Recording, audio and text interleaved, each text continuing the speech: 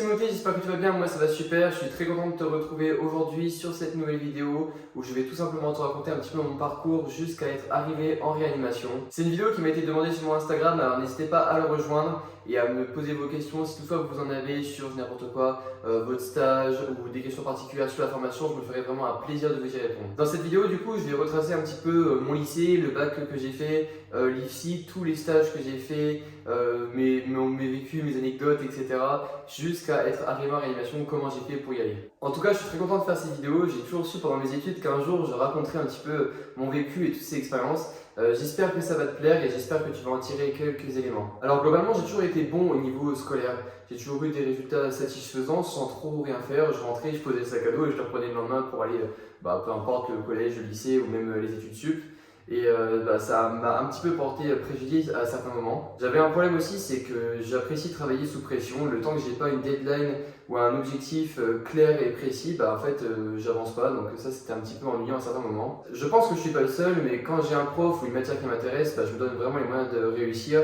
Même des matières par exemple avec le français avec lesquelles j'étais fâché, quand j'ai eu des profs qui m'ont donné vraiment l'envie, j'ai quand même eu des résultats satisfaisants. Mais bon, de manière générale, je peux dire quand même que j'ai créé un petit peu de soucis à mes parents. Mais ça va, je m'en suis quand même pas trop mal senti. Il faut savoir que je n'étais pas prévu du tout à être dans un service de réanimation. Pour ceux qui savent, je suis issu du monde agricole et pour moi, ma vie entre guillemets était un petit peu tracée dès mon plus jeune âge. J'ai grandi dans une ferme, j'ai travaillé dans une ferme et je me voyais faire agriculteur ou faire même des études d'ingénieur agronome, on appelle ça, c'est un ingénieur dans l'agriculture en fait. Comme je savais ce que je voulais faire, j'ai donc du coup orienté mes études directement dedans, je trouvais ça quand même plus intéressant. Alors en 2016, du coup, en septembre, j'ai directement fait une seconde technologique agricole. Je me suis dit c'est quand même la meilleure issue et tu apprends plus de choses. J'ai fait 3 semaines dans cet établissement. Je me suis tout simplement rendu compte que ça ne me plaisait pas du tout. Je suis parti non pas parce que les cours ne m'intéressaient pas, mais parce qu'il y avait vraiment l'ambiance ça me déplaisait, la structure me déplaisait totalement. En fait, la filière agricole, c'était vraiment la filière un peu poubelle. Tous ceux qui avaient redoublé ou déscolarisé, qui voulaient reprendre des études, j'avais des gens en seconde, ils avaient 17-18 ans. Enfin, c'était vraiment un monde parallèle. Le problème dans tout ça, c'est que du coup, j'ai dû retrouver un établissement 3 semaines après la rentrée, donc c'était un petit peu compliqué. Le seul établissement qui m'a accepté, c'était un privé. Bon, ça, peu importe, c'est pas grave, mais il était surtout réputé pour être exigeant au niveau scolaire. Il avait pour habitude de former des étudiants qui allaient dans des grosses prépas, genre Henri IV, Fénélon, des grosses écoles comme ça. Donc le niveau était vraiment très haut. J'étais quand même bon dans certaines matières, genre les mathématiques, je me rappelle, j'avais genre 17-18 de moyenne en 3ème. Bon, en seconde, ça c'est un petit peu gâté, je devais avoir 6-5, donc forcément, ça m'a fermé surtout la filière du bac scientifique. J'avais quand même accès au bac économique et social et finalement après réflexion j'ai orienté mon choix sur un autre bac. J'en ai tout simplement discuté avec mes parents et au fil des discussions j'avais bien compris que mon projet de devenir agriculteur ou de finir dans cette filière-là était compliqué. Une reprise d'exploitation c'était compliqué par déjà l'ambiance agricole actuellement, mais également le travail familial c'est pas toujours facile. Et je trouvais ça intéressant de se faire son expérience professionnelle dans un autre domaine auparavant, donc c'est ce que j'ai voulu faire. Durant cette époque, c'était un peu la période des Bataclan, Charlie Hebdo, etc. Et je ne sais pas pourquoi, naturellement, je regardais ce genre de contenu, les reportages sur le SAMU, etc. Et j'ai trouvé ça vraiment hyper intéressant, ce dévouement et cette aide à la personne. De plus, quand j'étais petit, j'ai toujours regardé des reportages genre Baby Boom, des choses comme ça. Je me rappelle ce que j'avais marqué sur ma lettre de motivation plus tard sur Parcoursup et ça me fait encore rire quoi. J'ai cherché du coup un bac qui pourrait correspondre un petit peu à ce que je veux faire et je me suis retrouvé avec un bac ST2S, Sciences Technologiques Santé Sociale. C'est une filière où tu peux très bien faire des métiers dans le social et faire des métiers au niveau paramédical. Durant ma première, je m'oriente vers le métier d'infirmier, ça me plaît vraiment et je me décide en fin de première de faire un stage de découverte. Je me suis dit c'est quand même bien de découvrir ou de vraiment voir sur le terrain à quoi ça ressemble. Via une connaissance, je connaissais quelqu'un qui travaillait dans un service de réanimation. Je lui ai tout simplement demandé si c'était pour elle possible ou envisageable qu'elle demande à sa cadre si c'était possible. Sa cadre lui dit oui et du coup je fais une lettre de motivation, tout ça et elle me répond 2 mois après favorablement, ce que je fais donc 2 jours de stage d'observation. Ce stage a été vraiment un véritable tournant sur ma carrière professionnelle jusqu'à maintenant. Je n'ai pas forcément de souvenirs de faits marquants, de situations qui m'ont marqué, etc. Mais vraiment j'avais vraiment une ouverture d'esprit incroyable sur tout ce qui était la réanimation, toutes les pousses seringues, le respirateur, j'avais découvert le SAMU, enfin vraiment les camions, etc. C'était un truc ça me faisait vraiment rêver, donc je me suis dit c'est incroyable, c'est génial, j'avais vraiment adoré. À la fin du stage, la cadre me dit bon est-ce que ça vous a plu tout ça et moi je suis super content, oui c'est ce que je veux faire. J'étais vraiment enjoué et de manière terre à terre elle me répond bon faites déjà votre école d'inf et revenez me voir après. Et moi je me suis pas dégonflé, je lui ai répondu bah ouais c'est ce que je vais faire et du coup toute l'équipe avait rigolé etc. Donc franchement c'était vraiment bonne ambiance. Sauf que cet élément n'est pas tombé dans l'oreille d'un sourd, j'ai vraiment pris ce conseil à cœur et c'est carrément devenu ma motivation principale. En 2020, du coup, pendant l'été, j'ai accès à l'IFSI que j'avais souhaité. Moi, je suis de la génération 2002, du coup, la génération où on n'a pas passé le bac en fait, puisque c'était sur contrôle continu, parce que c'était l'année Covid. Et du coup, j'avais choisi cette IFSI-là pour une raison particulière, parce que c'était un petit IFSI, on était 40 par promo, et je savais que c'était un IFSI hyper réputé pour cette ambiance familiale, quoi. Je sais que j'ai encore besoin de ce cadre on va dire, d'être considéré, etc. et pas être dans une usine à 180 étudiants. Bon, ça après, chacun fait ce qu'il veut, ça dépend de sa méthode de travail. Je sais très bien que moi, dans un amphithéâtre à 180, je me serais retrouvé dans le fond à faire des bêtises, entre guillemets, que être au premier rang et écouter le cours, quoi. Donc je me suis dit vraiment, je me donne toutes mes chances de mon côté, je prends cette IFSI là. Pour le premier jour à l'IFSI, du coup, je monte les escaliers, je vais dans une classe, je vois 15, 20 personnes, enfin 35, 40 ans. Je me dis, c'est une formation interne, ça peut pas être eux, quoi. Je vais au secrétariat, je leur dis, excusez-moi, je cherche les premières années. Elle me dit, c'est ici. Ben, je leur dis, bah non, c'est pas possible, ils ont pas mon âge. Elle me dit, oui, monsieur, c'est des reconversions professionnelles. Oui. En fait, je n'avais pas du tout conscience qu'il y avait des reconversions professionnelles qui pouvaient être dans la promo. Donc c'est un petit peu choquant au début parce que tu t'attends pas à ça, tu te dis pas, enfin les études sup c'est pas comme ça que tu les imagines, mais finalement avoir des gens avec déjà une expérience professionnelle, que ce soit des aides-soignants ou d'un autre domaine, c'est hyper enrichissant parce qu'ils ont déjà justement cette expérience du travail, ils savent ce que c'est que le travail, les travails d'équipe, etc. Donc vraiment c'est enrichissant. Mais c'est sûr que toi, à 17h, quand tu quittes les cours, bah, tu aimerais bien aller boire un coup ou passer du temps. Bah non, eux, ils vont chercher les enfants à l'école. Donc c'est pas la même ambiance quand même. Du coup, les cours, on les a passés 15 jours en présentiel et après, on est retombé du coup dans la seconde vague, je crois que c'est comme ça qu'on appelait ça. Et là, les cours, on les faisait en distanciel, sauf les partiels qu'on faisait en présentiel, parce que comme à 40, c'est quand même plus facile à tenir que 180, quoi. On passe un partiel, on passe un partiel et je suis toujours assez optimiste quand je sors. Enfin, tu t'en rends compte si tu l'as pas ou si tu l'as, quoi.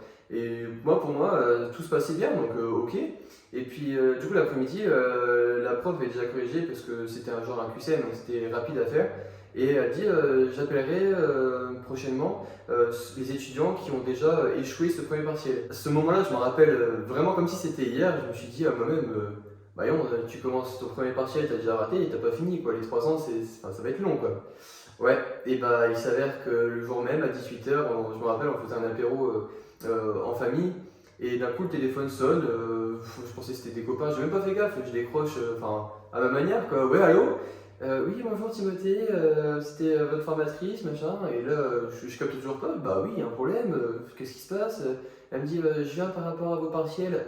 Ah, et là j'avais compris en fait. Et en fait, bah, mon premier partiel, je l'ai raté. C'est réglé. Non pas que j'avais pas les connaissances, mais en fait, et ça m'a suivi tout le long de ma formation. Bon, il y avait quelques partiels et c'était limite parce que j'avais pas des connaissances, ok.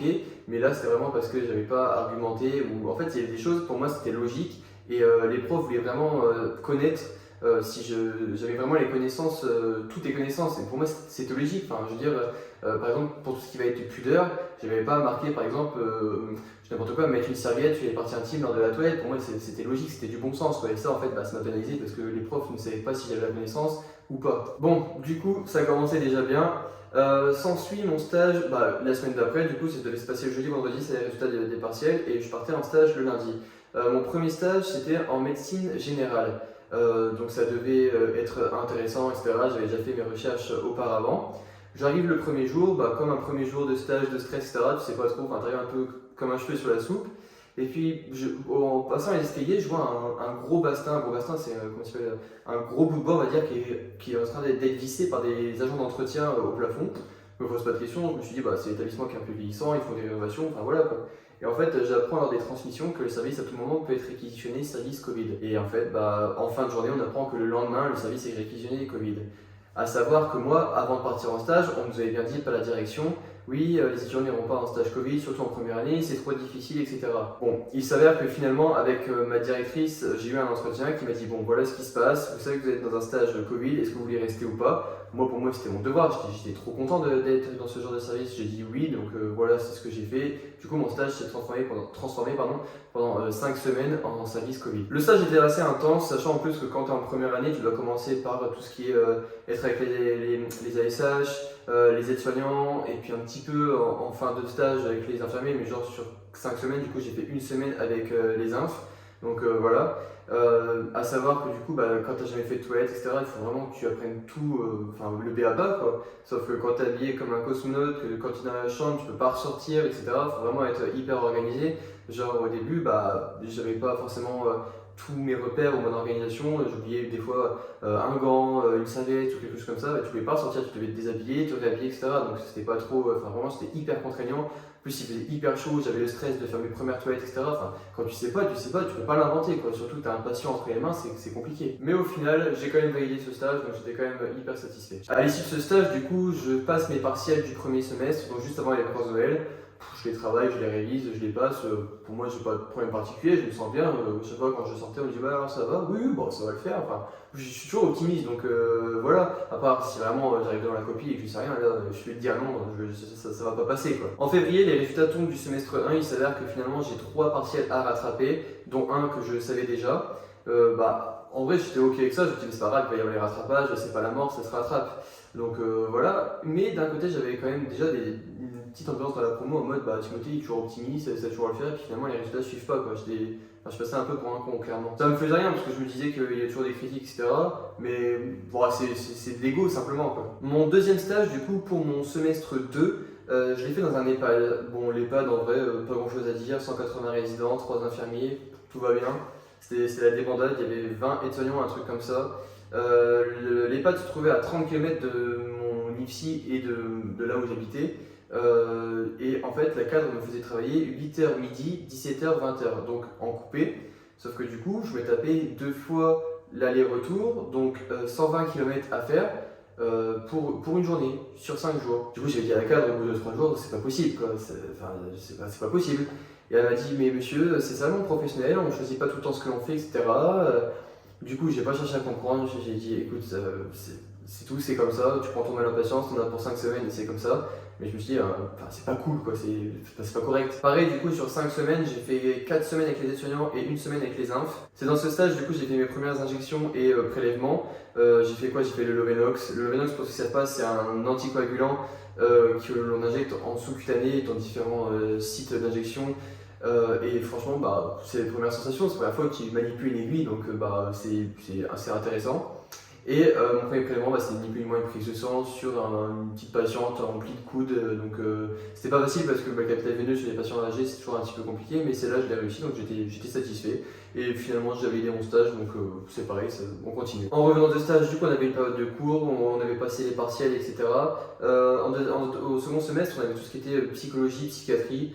Bon, autant vous dire que c'était pas forcément les matières que je préférais. Non pas que c'était pas intéressant, je trouvais ça trop intéressant, mais les pathologies, tout ça, je comprenais pas grand chose. Enfin, j'arrivais pas trop à distinguer les différences. Donc, c'est des partiels que j'ai dû rattraper en plus sur mon second semestre. Donc en fait, sur ma première année, j'avais 6 partiels à rattraper avant l'été. Pour mon troisième stage, du coup, en première année, j'ai fait un foyer d'accueil médicalisé. C'est là où il y avait des patients psychiatriques qui étaient stables, mais il fallait des structures adéquates pour eux. Franchement, j'ai pas fait grand chose dans ce stage-là. On faisait beaucoup de papiers, de tâches administratives. En plus, comme c'était encore la fin du Covid, on pouvait pas faire d'animation parce que normalement c'est ce qu'ils faisaient là-haut, genre ils allaient promener des chevaux, ils allaient se balader, etc. Alors ils pouvaient pas, ils étaient tous restés dans leur chambre, donc j'ai pas appris grand-chose là-haut. Quoique j'ai quand même bien vu pour le coup tout ce qui était les pathologies psychiatriques et ça m'a vraiment aidé pour mon rattrapage sur l'été. Du coup les rattrapages je les ai passés début juillet. J'ai passé tout l'été à attendre d'avoir les résultats parce que les résultats tu les as que fin août, donc tout l'été pendant 2 mois tu vas pas en cours mais tu te dis ça se trouve je redouble. Bon après je pouvais m'en prendre qu'à moi-même mais c'est quand même assez stressant, tu es toujours dans le doute, tu y penses tout le temps, tu te dis ça se trouve je redouble quoi. Normalement en fin de première année, pour ceux qui ne savent pas, si tu valides tous tes partiels, tu as ton diplôme d'aide-soignant.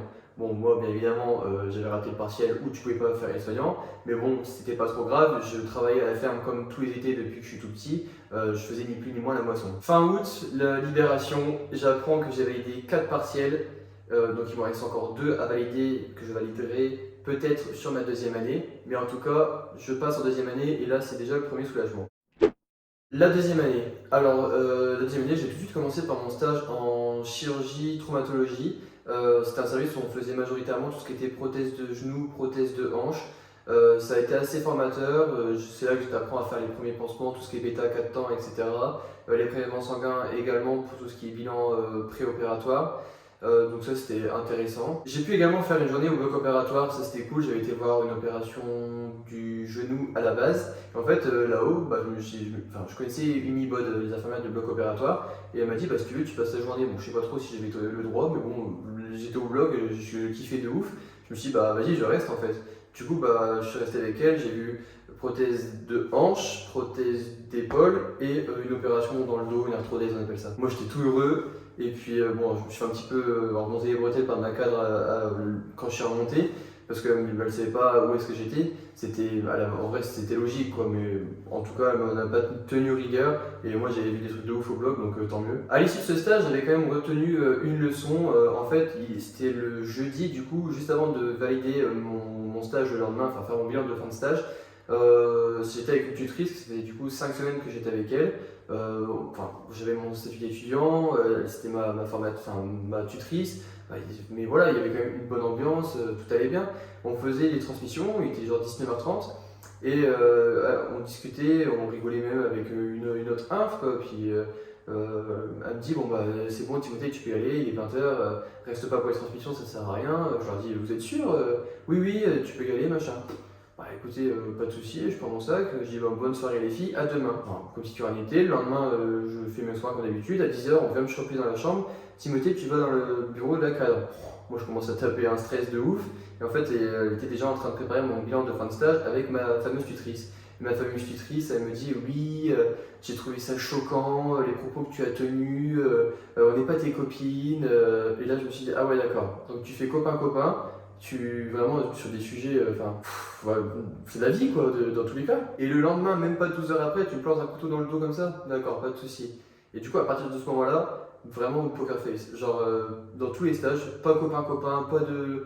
Enfin, vraiment, madame, monsieur, pas un mot, tu racontes pas ta vie, et j'ai fait ça jusqu'à la fin de ma formation. J'avais vraiment été un petit peu déçu quoi, enfin, je veux dire, c'était pas du tout ce côté, comment dire, bienveillant, franchement, j'étais vraiment déçu. Mais bon, j'ai validé ce stage. C'est pas grave, on passe à autre chose. Sur le semestre 3, pareil, je fais les cours, je passe les partiels et contre toute attente, je valide tous mes partiels du semestre 3. Pour la première fois, je réussis tous mes partiels, donc là, un vrai soulagement, et en plus, je rattrape un partiel de première année. Donc ça, c'est réglé, vraiment, je suis à jour. Il me reste juste le partiel de première année à valider du coup au semestre 4, parce que tu veux par exemple un partiel du semestre 1, tu le rattrapes au semestre, soit en juillet la première période, soit au semestre 3 en plus de tes cours, c'est comme ça. Du coup, c'est ce qui me restait à faire. Mon 5e stage et donc du coup mon deuxième stage de deuxième année, je l'ai refait dans un EHPAD. Là, j'ai vraiment apprécié, c'était vraiment super cool ce stage, parce que j'avais 1 an et demi de formation, c'est pas grand chose, qui tenait que à la moitié, mais j'avais beaucoup d'autonomie. C'était une structure très à taille humaine, il y avait genre 20-25 patients. L'infirmière m'avait dit il va pas avec les étudiants, donc du coup tout de suite j'ai fait mon stage avec les infs. Je sais plus combien c'était la période de stage, genre 7 semaines il me semble.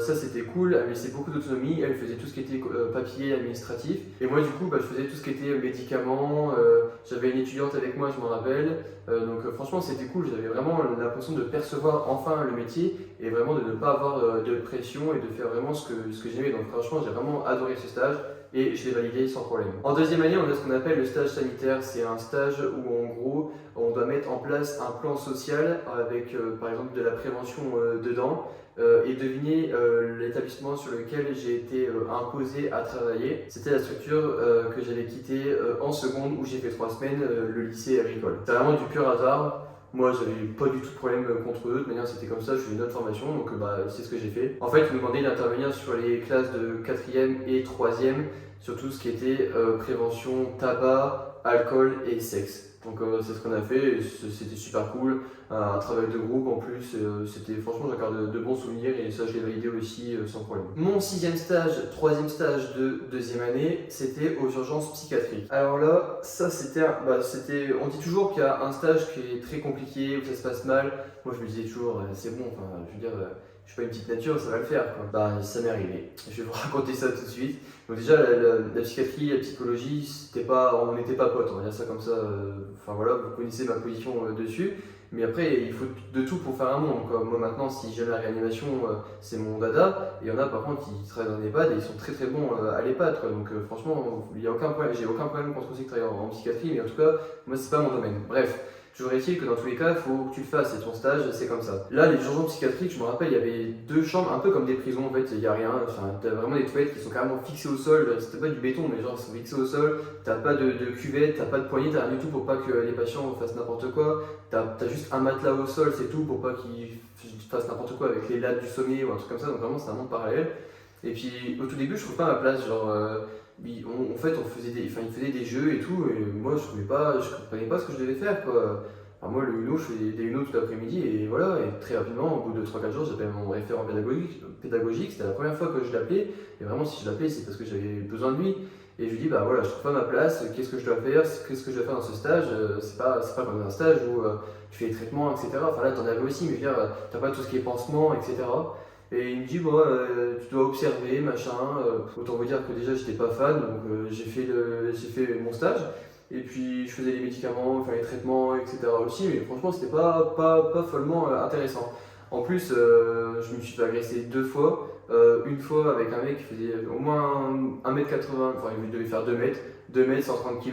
Pourtant, je suis pas petit, je fais un 87, enfin je veux dire, et voilà. Mais là, franchement, quand ils sont dans une phase où tu peux pas les contrôler et tout, il a fait voler le chaos des médicaments, et franchement tu flippes. Les infs, elles m'avaient enfermé dans une pièce pour pas que je me fasse agresser pendant 1 heure. Carrément, elle m'avait oublié, il était 21h, j'étais encore enfermé, je tapais à la porte, personne ne venait m'ouvrir, c'était n'importe quoi. Bref, et ouais, franchement, il y avait des trucs de ouf là-haut.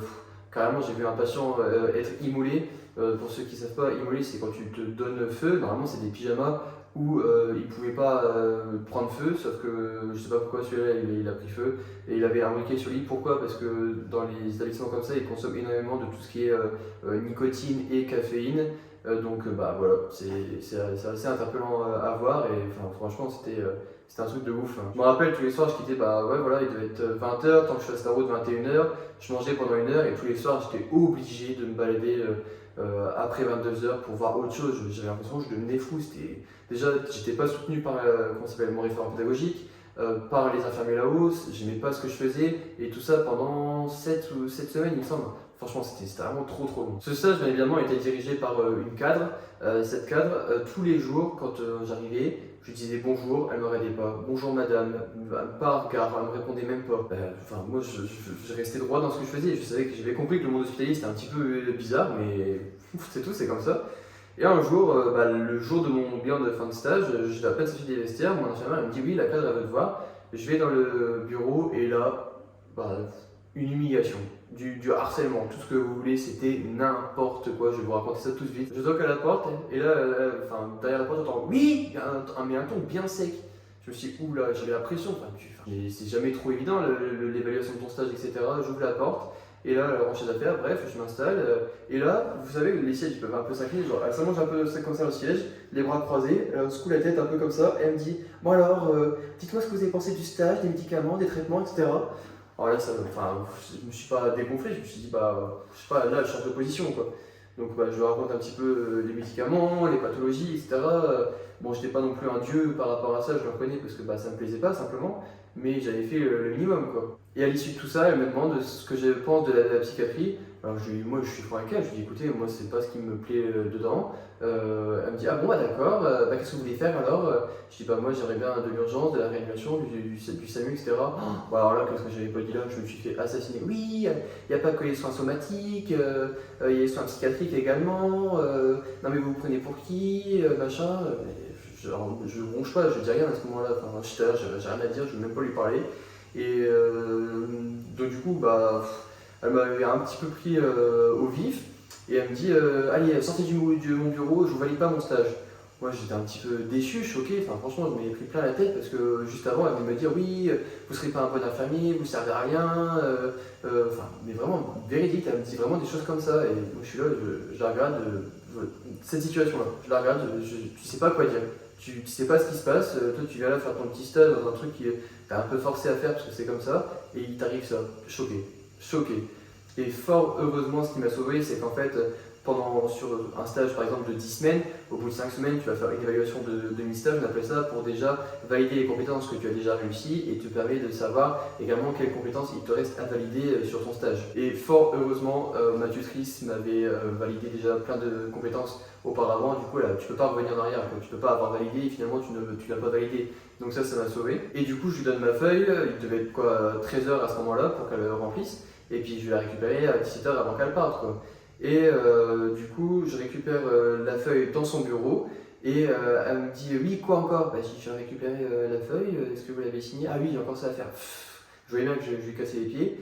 Et là, elle me donne la feuille, elle me fait bon courage hein, pour le reste de votre formation. En mode, enfin, j'ai trouvé ça vraiment un pic quoi. Et moi, j'ai récupéré la feuille, je l'ai regardée, j'ai fait oui, vous inquiétez pas. Et genre vraiment avec un sourire. Et elle me dit bon bah bonne journée, fermez la porte en partant.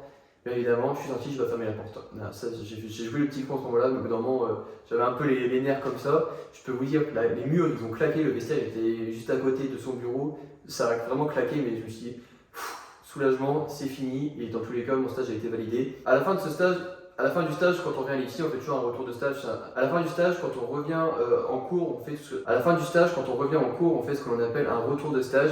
Et là, en fait, je me rends compte qu'il y avait déjà des étudiants de ma promo qui l'avaient fait ce stage et auquel ça s'était exactement passé de la même façon. Et en fait, après, on a fait un courrier et on a réussi à fermer ce stage. Et franchement, je suis content pour les générations qui ont suivi ou même pour des collègues de ma promo qui n'aillent pas dans ce stage-là. Donc là, si je pourrais vous donner un conseil, surtout n'hésitez pas à le dire, n'hésitez pas à faire remonter les informations. Il ne faut pas du tout se faire harceler, se faire c'était discriminant. Enfin, vraiment, je pense que c'était vraiment horrible. Pourtant, je me considère pas comme chaude quoi, mais ça n'a pas lieu d'être quoi, simplement. Pour mon semestre 4, je valide également mon partiel du semestre 2 que j'ai, donc la première année, on n'en parle plus, c'est fini. Et je valide tous mes partiels de semestre 4, sauf un, qui était sur la transfusion. Le partiel était d'une partie en écrit, d'une partie en oral, enfin en pratique. L'écrit, je l'ai eu, et la pratique, je ne l'ai pas eu. Je vais vous expliquer pourquoi. En fait, on arrive en pratique et on entendait déjà des gens qui venaient de passer, oui, des fois les formateurs ne sont pas les mêmes, ils ne regardent pas et tout. Moi, j'écoute pas, enfin, je suis dans ma bulle, enfin, avec le sport, c'est ce que je faisais, je mets les écouteurs, ma musique et je suis dans ma bulle, quoi. Mais j'avais quand même entendu dire ça, mais je me dis, bon, voilà, c'est pas, enfin, ça n'a pas lieu d'être, c'est pas possible. Bon, ok, je fais mon partiel, je réponds bien, je fais bien mes pratiques et tout. Ma formatrice me regarde, elle me dit oui, pas de souci, oui c'est bien, elle me fait un sourire, pas de souci. Elle me dit bon bah c'est bon, très bien. Je commence à ranger mes affaires et puis je fais tomber mon crayon, je le ramasse et d'un coup elle me regarde, elle fait bah en fait Timothée, ça veut dire quoi RAI? RAI. Je savais plus ce que ça voulait dire, en fait c'est rail. Et je ne savais pas ce que ça voulait dire et ça a été compté comme une réponse éliminatoire. Elle avait vraiment raison de ne pas me valider ce partiel parce que c'est hyper important pour la transfusion.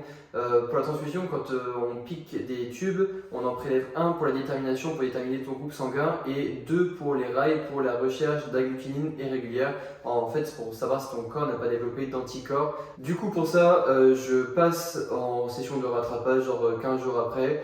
La moisson avait commencé et j'avais décidé de faire la moisson pour le mois de juillet. Du coup, je me rappelle, je mettrai une photo si je l'ai encore des révisions que je faisais dans le tracteur à ce moment-là. Et du coup, je passe le partiel en session de rattrapage et là, ma formatrice me regarde à peine, me dit oui, oui, oui, et à la fin, elle me dit Timothée, tu l'as validé. Donc là, trop content. Je passe du coup enfin l'été sans pression de me dire j'ai encore des rattrapages et ça m'était pas arrivé depuis 2 ans parce que pendant 2 ans, j'avais toujours cette pression de me dire j'ai des rattrapages, j'ai ça à faire, j'ai des stages. Et là, franchement, j'étais vraiment content. Donc je passe tout le mois de juillet à la moisson.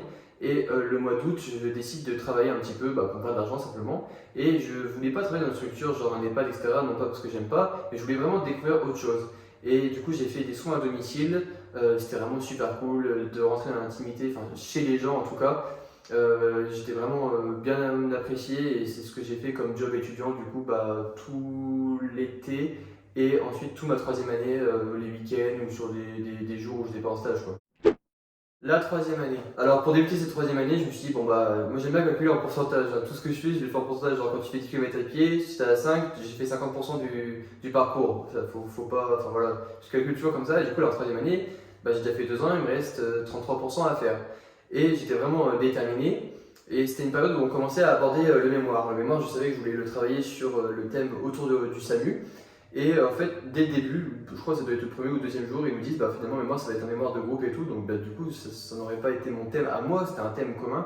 Et finalement on s'est retrouvé à faire un thème commun, ça se tournait autour du SAMU, mon mémoire je l'ai fait sur l'apport d'un infirmier sapeur-pompier avant l'arrivée d'un SMUR pour tout ce qui est la prise en charge, etc.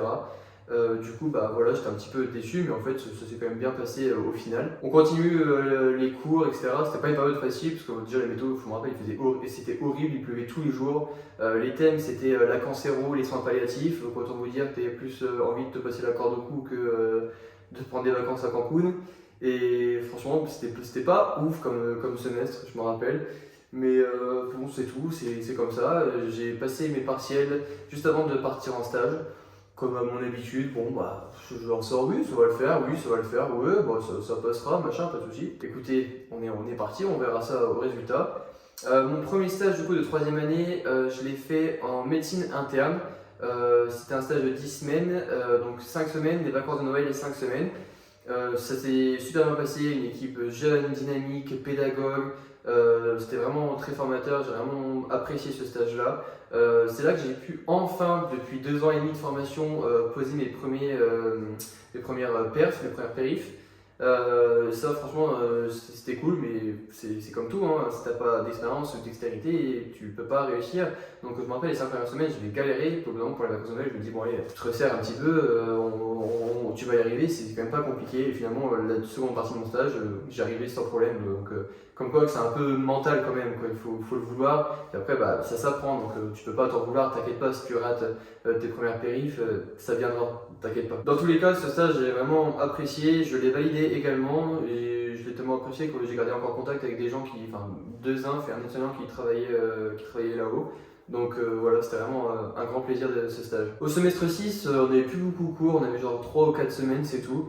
Et on commençait déjà à nous parler de motivation, des CV, et je me rappelle qu'on avait un travail de groupe à faire. Et j'écris pas très bien. Donc du coup, c'était pas moi qui naturellement rédigeais pas les comptes rendus ou les choses comme ça. Mais du coup, j'essayais d'apporter quand même ma graine à l'édifice. Je faisais des recherches, etc. Moi, petit malin que j'étais, c'était les prémices de ChatGPT. Personne en entendait parler. Juste moi, j'aime bien la technologie, donc je savais que ça existait et je l'ai utilisé. Du coup, je donnais des petites réponses, etc. Puis au bout d'un moment, celle qui écrit, elle me dit non mais t'inquiète pas, Timothée, je t'écoute pas. Je sais pas pourquoi tu m'écoutes pas. Bah, elle dit bah, au vu de tes résultats, t'es mal placé pour me donner des informations. Autant vous dire que mon sang n'a fait qu'un tour. Cette personne-là, il s'avère en fait que quand un jour j'avais ramené une feuille de stage d'évaluation dans le casier, il y avait sa feuille juste avant. Du coup, j'ai pu regarder. Je me suis dit, bah attends, elle est censée être hyper forte. J'ai regardé voir ses compétences, ce qu'elle a validé, voir vraiment si elle est forte et si je peux m'améliorer. Enfin, vraiment, c'était pas dans un but d'espionner, mais juste d'essayer de progresser. Et là, j'ai vu en fait que sa feuille était vraiment catastrophique et qu'elle se faisait démonter dans les observations. Et en fait, j'ai appris par la suite par le formateur qu'elle n'avait pas validé son stage. Donc je me suis dit, attends, toi ma cocotte, tu vas pas partir comme ça. Du coup, je lui ai dit, écoute, moi je valide peut-être pas tout le temps mes partiels à l'écrit, mais au moins je valide mes stages. Je passe pas tous mes étés en stage de rattrapage. Parce que bien évidemment, quand tu es toute l'année en stage et en cours, si tu rates ton stage, tu vas y passer l'été. Et là, en fait, personne ne le savait, même ses potes ne le savaient pas. Et là, je peux vous dire qu'il y a eu un blanc dans la classe. Et là, en fait, tout le monde a dit, bah bon, tu vas en stage de rattrapage. Et là, je l'avais un petit peu démonté, mais au bout d'un moment, ça va dans les deux sens. Tu es mal placé pour parler, donc tu parles pas. Et là, à ce moment-là, c'était vraiment la fin, en fait. J'en avais marre, enfin, c'est pas de harcèlement, mais c'était discriminant, quoi. Moi, je suis toujours positif, donc je sortais des partiels, lui, ça va le faire. Et finalement, j'ai les résultats qui suivaient pas, donc je passais vraiment pour le con de la classe. Et là, franchement, j'en avais un peu marre, je voulais vraiment que ça en finisse. S'ensuit du coup mon stage en neurochirurgie. Donc à la base, sur l'énoncé, c'était marqué réanimation neurochirurgicale. Je me suis dit, ça va être trop bien. En fait, j'arrive, c'était des soins continus de neurochirurgie. Bon, c'est un petit peu en dessous, mais on est loin de la réanimation quand même. C'était intéressant, il n'y avait pas grand chose à faire, c'était vraiment délicat comme situation quand tu es étudiant, toute l'après-midi rester sur un fauteuil à attendre, à jouer au Uno. C'est un peu compliqué comme situation. Et il s'avère que dans ce stage, en fait, la neurochirurgie c'était là et la réa c'était au-dessus. Sauf qu'il y avait des fenêtres, en fait, on voyait. Et franchement, quand je voyais ça, je savais très bien ce que je voulais. Et je savais que pendant 2 ans, quand ça a été difficile, quand j'avais des moments de doute, je savais que je voulais faire de la réanimation. Et puis au bout d'un moment, les infs m'ont dit bon, t'es en 3e année, dans 3 mois t'es diplômé, qu'est-ce que tu veux faire? Je dis je veux faire de la réanimation. Elles m'ont clairement rigolé au nez. Oui, t'es jamais prêt pour de la réanimation, il faut que tu améliores tes connaissances, tes capacités, etc. Et là, je me l'ai pris pour moi, je me suis dit, bah, c'est hyper malveillant. Genre, tu pourrais dire, bon, ok, t'es un petit peu en dessous, mais viens, je vais t'aider, tu vas en faire, t'inquiète pas, machin. Là, franchement, elle m'avait démonté. Du coup, j'étais un petit peu déçu, mais je me suis pas laissé abattre, je savais ce que je voulais. Et c'était une période où j'hésitais entre faire de la réanimation et des urgences. Pour un objectif de faire du SMUR à moyen terme, parce que tu peux pas faire du SMUR en sortant de l'école comme ça, c'est impossible ou vraiment très très rare. Et du coup, je me suis dit, bon, on va faire de la réanimation, parce que de la réanimation, tu as tout le temps de l'urgence, que l'urgence, si tu en as 10-15%, c'est tout ce que tu as, quoi. Et du coup, je me suis dit, bah écoute, ça a toujours été ton rêve, va toquer au bureau de la cadre de la réanimation et voir s'il y a de la place. Du coup, c'est ce que j'ai fait à midi pendant ma pause, j'y suis allé. Bonjour, je ne sais pas si vous vous rappelez de moi, il y a 5 ans j'ai fait un stage d'observation chez vous, voilà, je suis en train de finir mes études, est-ce qu'il y a de la place? Et là, elle est tombée des nues un petit peu en me disant, mais, ah bon, ah oui, oui, je me rappelle de vous, etc. Je dis, bah voilà, je finis mes études, j'aimerais bien travailler chez vous. Elle me dit, écoutez, oui, j'ai de la place, mais c'est pas avec moi qu'il faut voir ça avec la direction des soins pour le recrutement. Chose que j'ai faite, j'ai passé les entretiens. Et au moment de cet entretien-là, la dame me dit, oh, bah non, il n'y a pas du tout de place. Je lui dis, écoutez madame, j'ai vu la cadre il y a 2 jours, allez-y, appelez-la. Oui, bah ok, je vais l'appeler, vraiment prétentieuse. Elle l'appelle en haut-parleur exprès pour pourtant la réponse négative. Et oui, bonjour, j'ai Timothée devant moi, vous lui avez dit qu'il y a de la place, et la cadre, elle dit, oui, oui, je le veux. Là, je peux vous dire qu'elle avait vraiment le seum, elle repose le téléphone. Bon, bah, si c'est comme ça, ok. Mais voilà, en fait, elle avait le seum. Pourquoi? Parce que pendant 1 heure d'entretien sur les qualités, les défauts, qu'est-ce que vous voulez faire, etc., elle avait épluché également mes rapports de stage, etc. Elle avait vu que j'avais pas forcément des bons résultats. Et pour la réanimation, c'est ce qu'elle recherchait. Et du coup, elle voulait me refoutre dans des services que moi, je ne voulais pas, genre l'urologie, les matos, etc. C'est pareil, je ne dénigre pas, juste c'est pas des services que moi, je voulais. Et elle avait vraiment le seum pour ça. Et finalement, j'ai repassé un entretien avec la cadre de réanimation, je sais pas, 1 semaine après, et elle me dit je vous donne réponse dans 15 jours. C'est tout, j'attends 15 jours, 3 semaines, 1 mois, donc là on est arrivé mi-mai, et d'un coup mon téléphone sonne, il doit être 11h, j'étais en cours, je peux pas répondre, je suis en cours. Du coup je réponds à midi, et là elle me dit bonjour Timothée, l'appel dure 15 secondes. Elle me dit bonjour Timothée, je vous préviens, je vous veux en réanimation, je vous fais confiance, vous allez y arriver. Bah, moi j'étais trop content, j'avoue j'ai un petit peu pleuré, évidemment il faut savoir savourer ces victoires. Mais voilà, trop content, ça c'est fait. Pendant ce stage en neurochirurgie, j'ai eu mes résultats pour mes partiels du semestre 5. Patatras. Patatras, c'était l'enfer. J'avais 6 rattrapages sur le semestre. Oh, c'était l'enfer. Quand j'y repense, c'était chaud. Du coup, bah, je vais les rattraper, chose que j'ai fait. Et j'attends les résultats pour le semestre 6. Hop, dernier stage de notre formation, urgence SMUR. C'était vraiment un stage que je voulais absolument. Pour moi, c'était un rêve carrément. En fait, dans mon IFSI, ça faisait une grande route. À gauche, tu avais le SMUR et juste en haut à droite, tu avais l'IFSI. En fait, tous les jours, tu passais devant le SMUR et les urgences. Et moi, ça me faisait rêver. J'avais mon appart pas très loin. Dès que je voyais le SMUR, je regardais l'hélicoptère. Enfin, moi, ça m'a toujours transcendé, on va dire ça comme ça. Et c'était vraiment une source de motivation. Du coup, j'étais vraiment heureux d'y aller. Et j'avais plein de collègues de ma promo qui étaient allés dans les stages auparavant et qui me l'avaient vendu ça comme un stage de ouf. Alors je pourrais pas tout vous dire sur ce stage là parce que sinon ça va durer une éternité, je pourrais carrément faire une vidéo sur ce sujet. Si ça vous donne envie, si ça vous plaît, n'hésitez pas à me le dire en commentaire, je me ferai vraiment un plaisir de vous partager cette expérience qui est vraiment incroyable. Voilà, tout simplement, n'hésitez pas à me le dire. En tout cas, par rapport à ce stage, j'avais vraiment apprécié, c'était vraiment hyper cool, plein de soins techniques, plein de pathologies différentes. J'ai pu faire du SMUR là-haut, c'était vraiment incroyable, une expérience que j'ai encore envie de refaire. Mais voilà, c'était vraiment génial. À l'issue de ce stage, du coup, j'ai mes résultats sur le semestre. À l'issue de ce stage, du coup, j'ai mes résultats pour les rattrapages. Je m'empresse d'aller les voir et là, c'est le drame. J'en ai validé que 4 sur 6, donc du coup j'en ai 2 que j'ai pas. C'était la cancéro à 9,5 et les soins palliatifs à 9,75. Du coup, bah ouais, mathématiquement, je sais pas, il faut avoir 10 et tout, c'est comme ça, mais on nous avait toujours dit à la CAC, c'est là en gros où ils adressent les points pour savoir si ils augmentent ou pas. Si vous êtes assidu et que vous faites des efforts, etc., on pourra peut-être vous augmenter. J'ai toujours été assidu, même les cours de psychologie, de psychiatrie, ça m'intéressait pas du tout, j'y ai toujours été. J'ai jamais raté un seul cours. J'ai été délégué pendant 3 ans de mes promos. Autant vous dire que j'ai tout fait et malheureusement, quand j'ai revu avec mes formateurs, ils m'ont pas remonté mes notes. Bon, bah c'est tout, c'est comme ça, je peux rien y faire quoi.